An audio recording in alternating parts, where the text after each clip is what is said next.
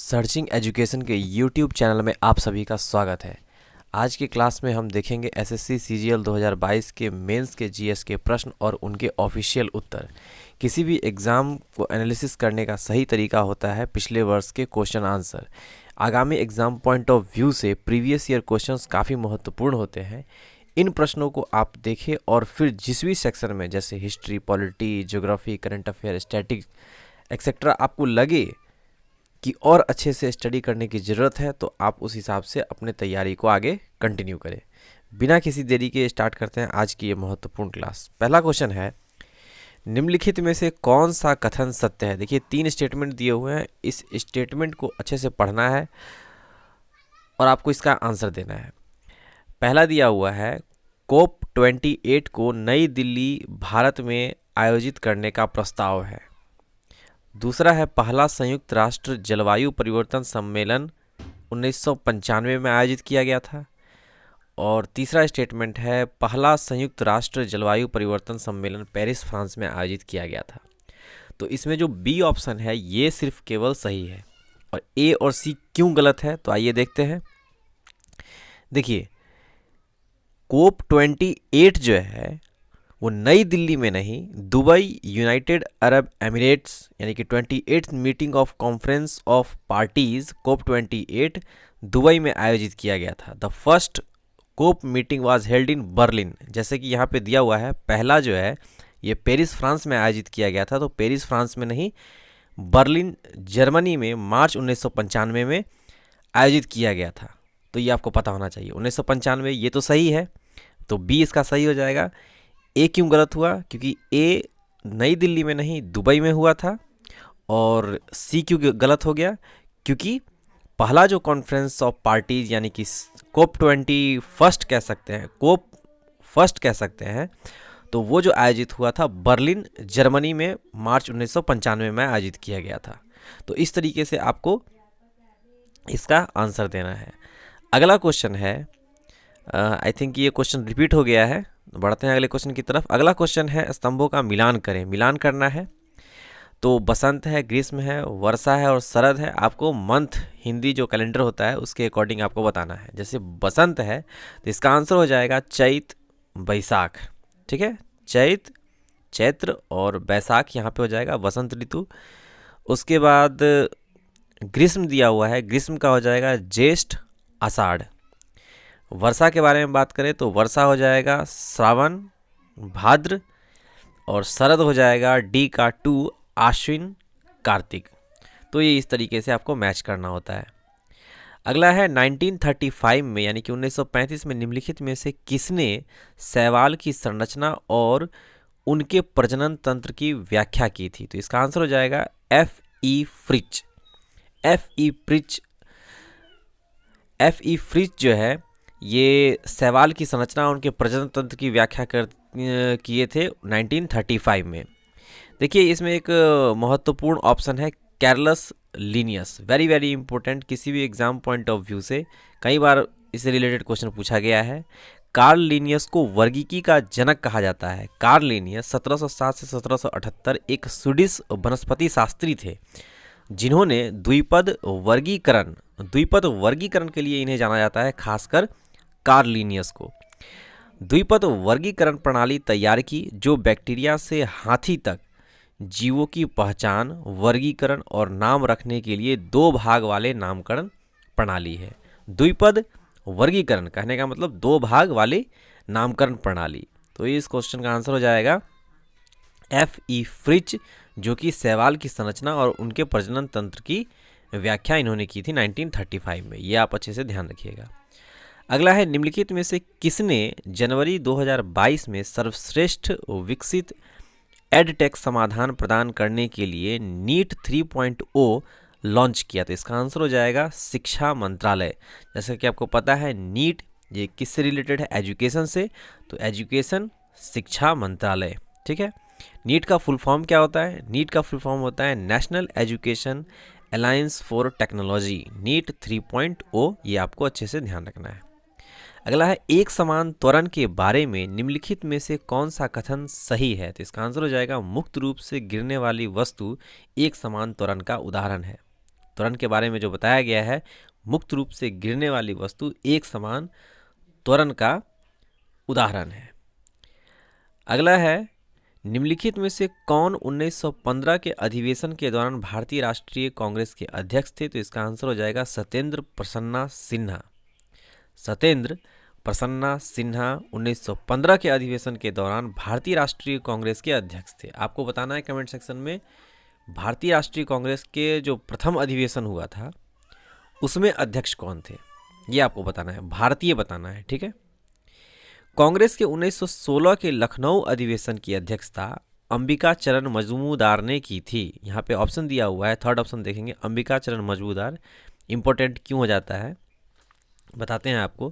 कांग्रेस के 1916 के लखनऊ अधिवेशन की अध्यक्षता अंबिका चरण मजमूदार ने की थी। इस अधिवेशन में कांग्रेस गरम दल और नरम दल को एक मंच पर लाया गया था। यानी कि 1916 में कह सकते हैं गरम दल और नरम दल ये साथ में आए थे। इसके साथ साथ कांग्रेस और मुस्लिम लीग के बीच ऐतिहासिक लखनऊ समझौता भी हुआ था। जैसा कि आप पढ़े होंगे 1907 में गरम दल और नरम दल दोनों अलग हो गए थे और 1916 में क्या हो गया, ये आपस में मिल गए। अगला है मदन मोहन मालवीय। मदन मोहन मालवीय 25 दिसंबर 1861 से 12 नवंबर 1946 काशी हिंदू विश्वविद्यालय के प्रणेता तो थे ही, इस युग के आदर्श पुरुष भी थे। वे भारत के पहले और अंतिम व्यक्ति थे जिन्हें महामना की उपाधि दी गई थी। यानी कि महामना किन्हें कहा जाता है, तो मदन मोहन मालवीय, ये आपको पता होना चाहिए।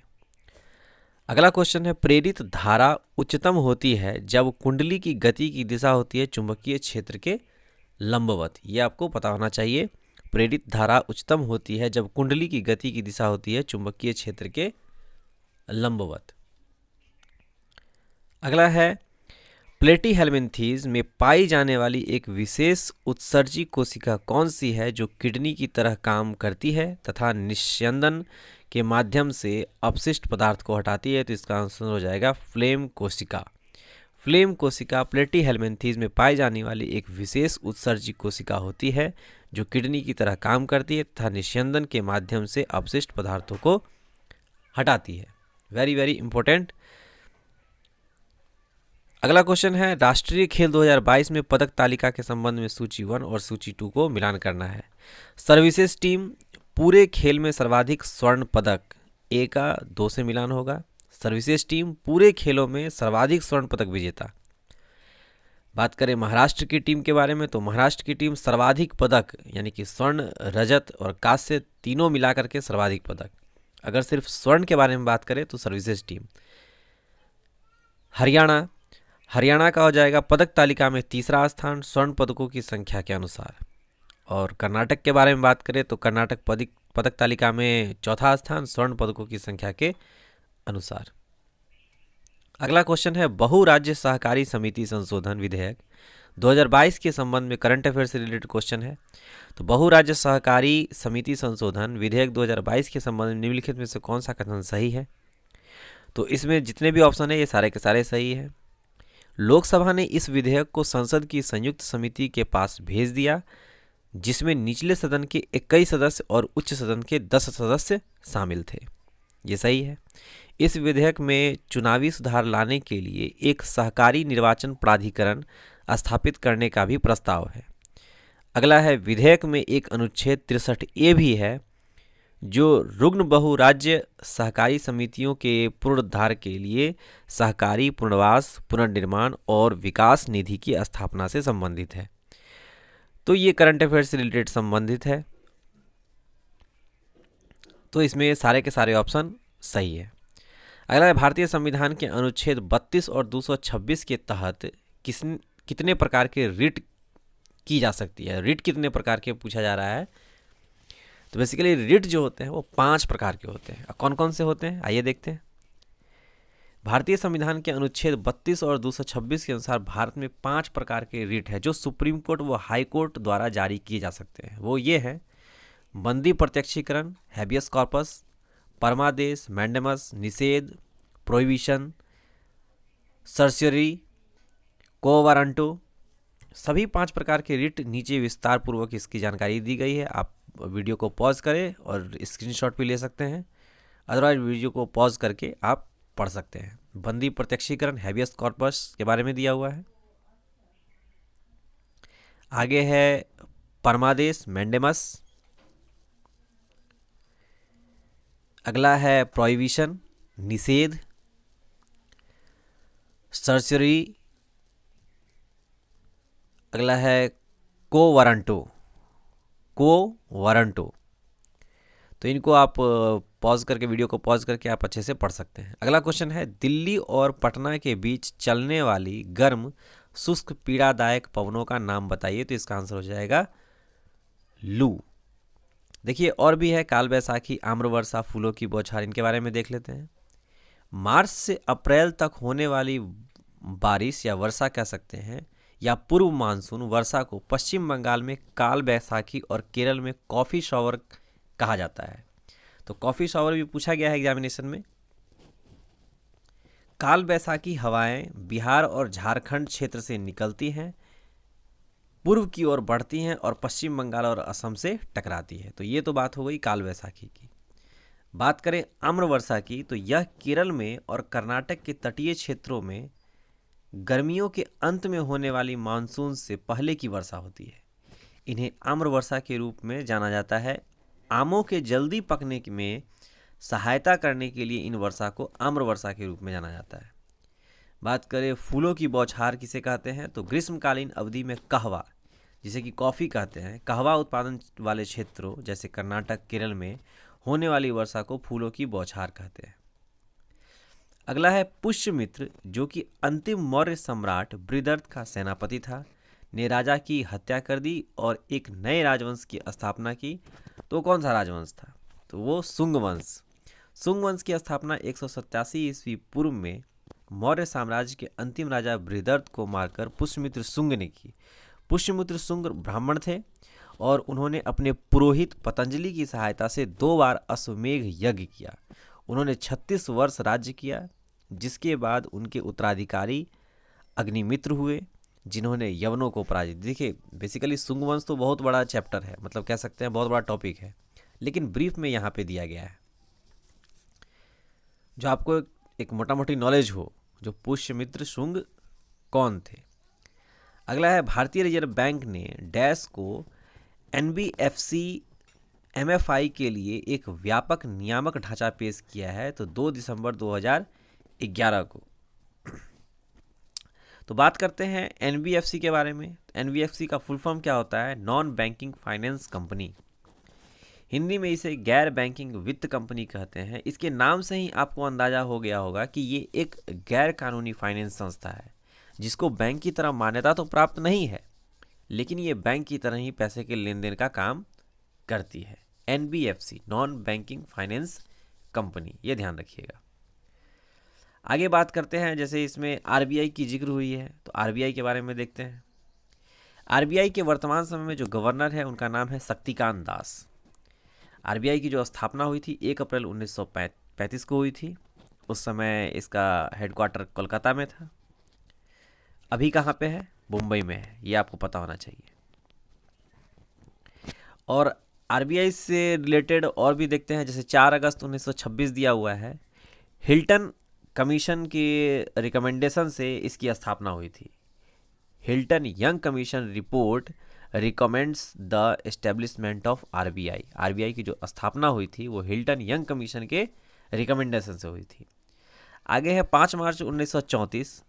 5 मार्च 1934 को reserve bank of India act पास किया गया था, which provides statutory basis of the bank functioning. एक एक्ट पास किया गया 5 मार्च 1934 RBI के रिगार्डिंग। 1 अप्रैल 1935 को reserve bank of India commenced operation. Sir Osborne Smith was the first governor of the bank. पूछा जाए RBI के प्रथम गवर्नर कौन थे, तो सर ऑसबॉर्न स्मिथ। अब बात करते हैं 1 अप्रैल 1947 की, तो banking function in Burma ceased with the termination of part 2 of Burma monetary arrangements. तो ये 1 अप्रैल 1947 की है। और 30 जून 1948 की बात करें तो bank ceased to be the currency authority of Pakistan and state bank of Pakistan commenced operation from 1 जुलाई 1948। और बात करें 1 जनवरी 1949 की तो reserve bank of India nationalised हुआ। 1 जनवरी मतलब कह सकते हैं आरबीआई का जो राष्ट्रीयकरण हुआ वह हुआ 1 जनवरी 1949। तो 2 डेट आप याद रखिएगा। सबसे पहले इसकी स्थापना कब हुई, कब इसकी स्थापना हुई थी 1 अप्रैल 1935। और इसका जो राष्ट्रीयकरण हुआ वो हुआ 1 जनवरी 1949। अब बात करते हैं इसी से रिलेटेड सेबी है, आप देखेंगे securities and exchange board of India. SEBI was established by government of India in 1988। 1988 में इसकी स्थापना होती है। इट वाज वेड statutory body in the year 1992। अगला है main office of SEBI is located in Mumbai. और मतलब मेन ऑफिस जो इसका है कहाँ है, मुंबई में है। और it has 4 other regional office in like Calcutta, Delhi, Chennai and Ahmedabad.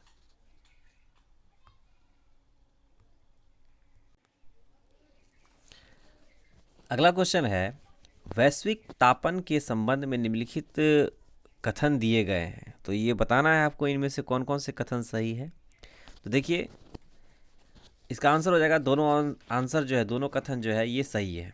वैश्विक तापन मानव गतिविधियों मुख्य रूप से जीवाश्म ईंधन के जलने के कारण पूर्व औद्योगिक काल से देखी गई पृथ्वी की सतह का दीर्घकालिक तापन है जो पृथ्वी के वायुमंडल में ऊष्मा अवशोषण करने वाले ग्रीन हाउस गैस के स्तर को बढ़ाता है। अगला है वैश्विक तापन जलवायु परिवर्तन का कारण बनती है जो व्यापक बाढ़ और चरम मौसम के रूप में पृथ्वी पर जीवन के लिए गंभीर खतरा उत्पन्न करती है। तो ये दोनों के दोनों कथन जो हैं ये सही हैं। अगला है उस समूह की पहचान कीजिए जिसमें आने वाले पादपों की शारीरिक संरचना स्पष्ट नहीं होती है। इन पादपों को सामान्यतः शैवाल कहा जाता है और ये पौधे मुख्य रूप से जलीय होते हैं। तो इसका आंसर हो जाएगा थैलोफाइटा।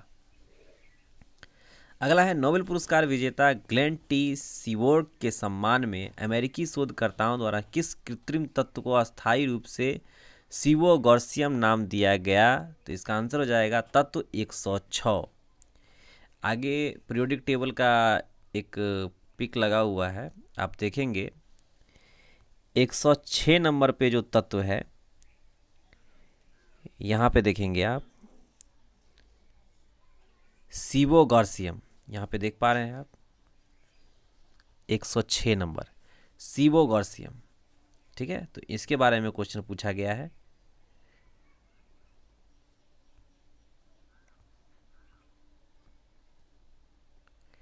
नोबेल पुरस्कार विजेता ग्लेन टी सीबोर्ग के सम्मान में, तो जैसा कि सीबोर्ग, तो आपको पता होना चाहिए जो 106 नंबर का तत्व कौन सा है, तभी आप इस क्वेश्चन का आंसर दे पाएंगे।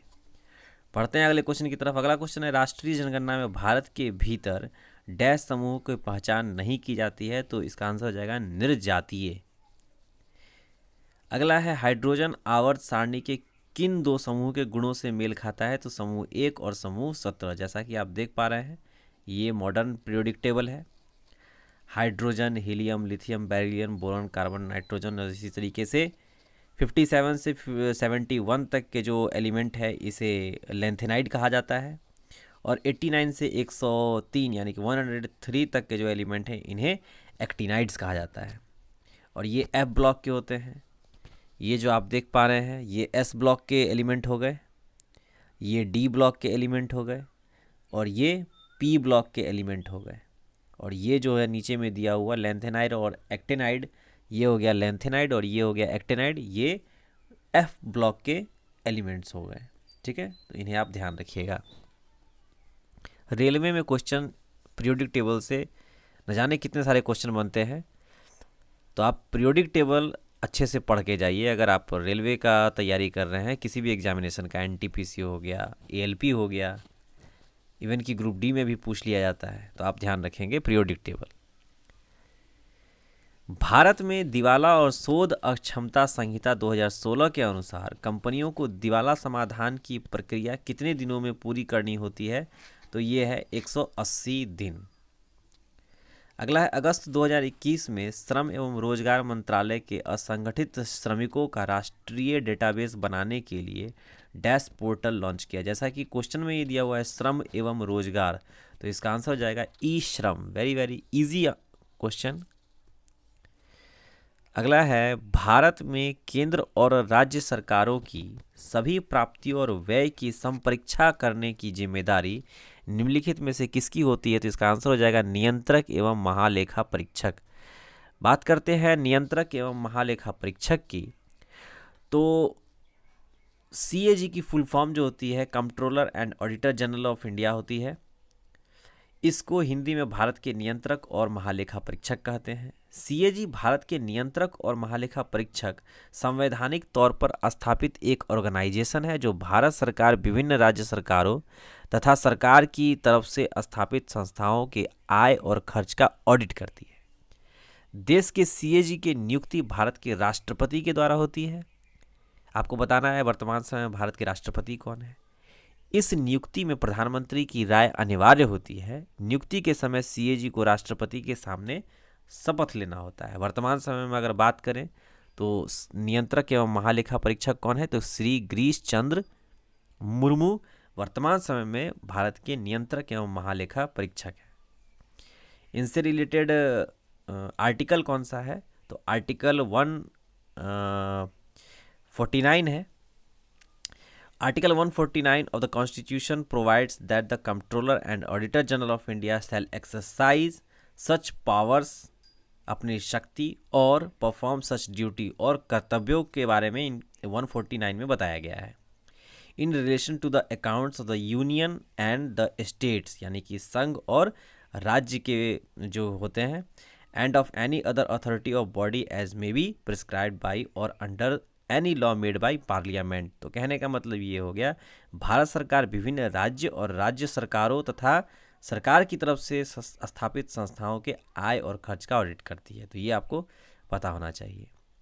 आगे है, माल की प्राप्त आपूर्ति सुनिश्चित करने हेतु अलाउद्दीन खिलजी के अधीन किस अधिकारी के लिए व्यापारियों का रजिस्टर बनाए रखना आवश्यक था? तो इसका आंसर हो जाएगा सहना ए मंडी। आपको बताना है रईस परवाना किसे कहा जाता था, नजीर किसे कहा जाता था, मुहतविस किसे कहा जाता था, ये आप कमेंट सेक्शन में बताएंगे। अगला है, स्तंभ ए का मतलब ये स्तंभों का मिलान करना है। जैसे ICAR, आई थिंक इससे पहले वाले पेपर में भी इसी से रिलेटेड क्वेश्चन पूछा गया था। केंद्रीय शुष्क बागवानी संस्थान कहाँ है? तो इसका आंसर हो जाएगा बीकानेर। केंद्रीय कपास अनुसंधान संस्थान कहाँ है? तो इसका हो जाएगा नागपुर। राष्ट्रीय चावल कटक भारतीय बागवानी अनुसंधान संस्थान कहाँ है? तो ये है बेंगलोर में। अगला क्वेश्चन है, भारतीय संविधान का अनुच्छेद 148 डैश की एक स्वतंत्र कार्यालय का उपबंध करता है। तो इसका आंसर हो जाएगा ऑप्शन डी, भारत के नियंत्रक महालेखा परीक्षक। तो आइए देखते हैं विस्तार पूर्वक। अनुच्छेद 148 क्या कहता है? जो इनकी शपथ यानी कि सीएजी की नियुक्ति, शपथ और सेवा की शर्तों से संबंधित है। अनुच्छेद 149 क्या कहता है? नियंत्रक और महालेखा परीक्षक के कर्तव्यों और शक्ति से संबंधित है। जैसा कि पहले बताया गया था, पहले के ऑप्शन में कर्तव्यों और शक्ति के बारे में बताया गया था, सच पावर्स एंड ड्यूटीज। आप ध्यान रखेंगे आर्टिकल 149 अलग अलग आर्टिकल है। आर्टिकल 150 क्या कहता है? संघ और राज्यों को खातों का विवरण राष्ट्रपति के अनुसार सीएजी की सलाह पर रखना होता है। और अनुच्छेद 151 कहता है कि संघ के खातों से संबंधित सीएजी की रिपोर्ट राष्ट्रपति को सौंपी जाएगी, जो संसद के प्रत्येक सदन के पटल पर रखी जाएगी। 150 संघ और राज्यों के खातों का विवरण, और 151 कहता है संघ के खातों से संबंधित। ठीक है, तो ये ध्यान रखिएगा, संघ यानी कि सेंटर। नेक्स्ट है, सॉलिसिटर और भारत के अटॉर्नी जनरल के बीच अंतर यह है कि भारतीय अटॉर्नी जनरल भारतीय सॉलिसिटर जनरल की तुलना में अधिक प्रभावी होता है। अटॉर्नी जनरल जो होते हैं ये सॉलिसिटर जनरल की तुलना में अधिक प्रभावी होते हैं। और सॉलिसिटर जनरल अटॉर्नी जनरल को उसके आधिकारिक कर्तव्यों को पूरा करने में सहायता करता है, जबकि अटॉर्नी जनरल देश का सर्वोच्च कानून अधिकारी होता है। वर्तमान समय में भारत के सॉलिसिटर जनरल कौन है? तो ये हैं तुषार मेहता, ये आप ध्यान रखिएगा, तुषार मेहता। और बात करें भारत के वर्तमान अटॉर्नी जनरल कौन है? तो ये हैं आर वेंकटरमनी, यानी कि महान्यायवादी कौन है? आर वेंकटरमनी। उन्हें 1 अक्टूबर 2022 से 3 साल के लिए नियुक्त किया गया। यह भारत के 16वें अटॉर्नी जनरल है, ये आपको पता होना चाहिए। और इससे पहले कौन महान्यायवादी थे, ये आप कमेंट सेक्शन में बताइएगा। तो ये कुछ महत्वपूर्ण क्वेश्चन, आई थिंक 25 क्वेश्चन जो पूछे गए हैं मेंस में, वो थे। आपको ये वीडियो कैसा लग रहा है आप ज़रूर कमेंट सेक्शन में बताइए। इससे पहले के भी जो वीडियो हैं वो अपलोड किए जा चुके हैं। वीडियो में बने रहने के लिए बहुत बहुत धन्यवाद।